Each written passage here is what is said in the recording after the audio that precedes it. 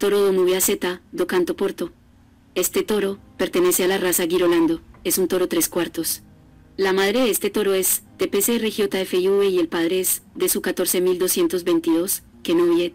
Como abuelos paternos, tiene a SSI Montrose Hediet y de su Spring 5197 et, como abuelos maternos a Larcrest Cancún et y Dagba FIV TPC. La fecha de nacimiento de este toro fue el 8 de agosto de 2020. El propietario de este toro es Pecplanaves Importacao, Exportacao LTDA.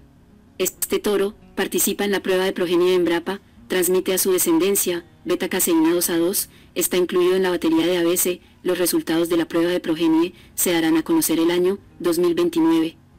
Dentro de la raza Girolando se pueden distinguir dos diferentes denominaciones, Girolando Plus y Girolando Puro Sintético. Sin embargo, estas denominaciones simplemente hacen referencia al nivel de pureza de las vacas, de las cuales provenga el cruce. Es decir, si son reses Holstein y Gir puras, o si el cruce involucra vacas Girolando. Si quieres adquirir la genética de este toro, en la descripción del video, te dejaremos los datos de contacto del distribuidor autorizado.